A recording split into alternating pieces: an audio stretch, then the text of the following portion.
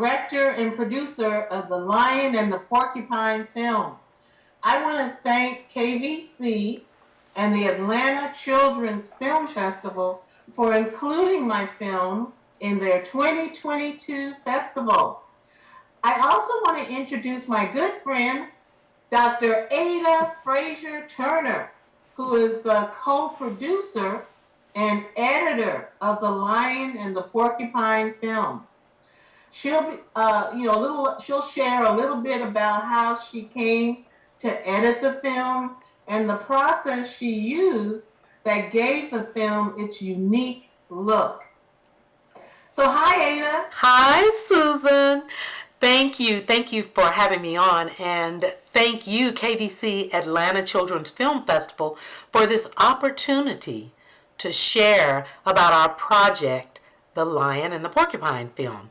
But before I start sharing, Susan, I want to ask you, what inspired you to create a short film based on your book and the CD, The Lion and the Porcupine? Well, Ada, as you know, a lot of people love The Lion and the Porcupine. And they really, really love the music. The music is like the icing on the cake. I'm so proud of it. And so what inspired me was the fact that I have so many people around me who said, Susan, you've got to get this on the stage. You've got to make this into a film. You got to do something with it. The world needs to see this. So I got together a group of my closest friends, including you, who are really champions of the film, of the book, and the music. My vision is, and what inspires me is, that I believe that the arts are a ministry to the soul. And so, it started with my good friend Lois Tolliver calling me on the phone and saying, Susan, just because the Atlanta Black Theater Festival is canceled in 2020 and we won't be able to perform The Lion and the Porcupine there, why don't we go on Zoom and create our own production? Why are we going to wait another year to bring this to the public? So, we got together, Ada and Daryl, her husband, Lois and Carl, who's her husband, my friend Bonnie and Lisa and Linda and Ann. We all got together and said, we're going to do this. And we started rehearsing on Zoom. And then we weren't going to sing the songs. We were going to lip sync to the music, to the songs. And then we discovered on Zoom that there's a delay and it wasn't working out. So then Ada said, no, we're going to do this. So come on over to my house. And she's got this large 2-car garage. We took out everything, took the cars out, set up a stage. Daryl, her husband, created a sound stage and lights. So it was lights, camera, action.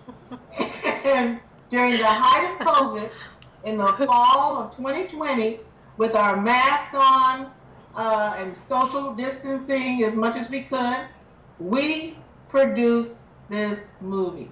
And we had the time of our lives. We had so much fun. We all became closer. We became like a family. Mm-hmm. That's absolutely correct, Susan. But, I have one other question. I'm curious. How did you choose the people you worked with and who would play which character? How did you determine that? Well, I love all the people who participated in this film. And, of course, starting with Ada, you can see she has a charismatic personality. So, of course, she had to be one of the lionesses and one of the little jungle creatures. And then Lois Tolliver, who instigated this whole thing, of course, she was going to have to be in it. And she played the character Lydia, the lioness, and she played another jungle creature. And her husband, Carl, well, once you hear his voice, you know why he had to be Lawrence the Lion. And he did a tremendous job. He did. And so they're a couple So it was just, pretty natural that they would be a couple on screen. And then my good friend Bonnie, I mean, she's going to win an award for being the sexiest, most sensuous, most frisky zebra in the jungle, and the lioness. And then Lisa Andrews. There's no one who could have played Penelope the porcupine any better. I mean, Lisa was born to play Penelope the porcupine. And when you see the movie, you'll understand. Okay, and then Linda, my good friend Linda Rodriguez, she wanted to have a breakthrough in self-expression. And so she said, let me play. I want to play. And so she played one of the jungle creatures and a lioness. And then Ann Wilson. Ann and I have known each other for a long time. She edited my first book. And I asked her, I said, Ann, would you do the screenplay from the book for the film? And she said, I'd be happy to. So there we are. There's our cast. And we came together with love and fun and play and made it work, made it happen. Great. We certainly did. So I believe you have some questions you wanted to ask me, Susan. Well, as a matter of fact, Ada, I do. So Ada, what had you decide to edit this film? Well, as you mentioned, Susan, I was originally one of the cast members. And during one of our rehearsals, we discovered that the original person slated to edit the project couldn't do it. And oh my gosh, we were so disappointed. I mean, you just kind of at that point said, oh, it's not going to happen. But we were not having it. We knew that the show must go on, and we were going to figure it out, and figure it out we did.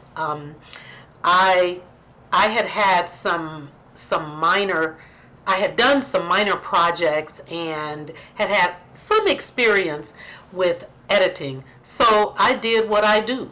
I volunteered to do the editing, and I did not know what I was getting myself into. It was quite an undertaking, but I learned a lot, and it was really fun. So I'm glad that I did it. And with the help of some other professional people out of Los Angeles, my daughter's boyfriend, Reggie Gaskin, is a movie producer and an actor, and my daughter, Kendall McCrae, is an actress. And so they gave me some really cool pointers that really upgraded the movie. And we ended up with what we have now. Absolutely. And so I've got one more question for you, Ada. Yeah. What had you choose the techniques you used in your editing process? Well, I checked out a lot of applications, but I settled for the one that I used because it seemed to be the most user-friendly and easiest one for me to maneuver through the various processes that I was using. And I experimented with many filters for the audio and the clips, and you even came over and we got together and looked at a lot of different filters, tried them out, and then you determined the ones, we determined together what really made the film pop. And we would fit these various filters to specific clips. As I was doing the movie, I really wanted it to be fun for the kids, as well as engaging and interactive for all of our audience. So that's how I did it. Yeah, and it paid off. It really did pay off. People love the film, and we got to do a shout out to your grandkids who danced during the credits, and your oldest grandson Anthony, who created, just for our film, created some beats so that they would play during the credits. So it was really, truly a family affair. And one of the things we said as we were doing this project is that, this project is not just for kids. This film is for the kid in all of us, from 2 to 92, you can get your groove on. That's right. I remember when we were like working with the children in the backyard and they were dancing around and we were doing our beats with our mouth and everything. I mean, we were like the children. That really brought a whole new element to the production. So, yeah, it was great fun. And, Susan, thank you so much for writing the book and for creating the wonderful music that you created. I mean, that's what started it all. So thank you. Thank you, Veda. And thank you, everyone, for enjoying our film. Porcupine. Roll up and down. I want a brand new style for my royal crown. Go little porcupine. Untangle my mane. You better make me look good. Like a great king should. Oh little porcupine. Remember we are great.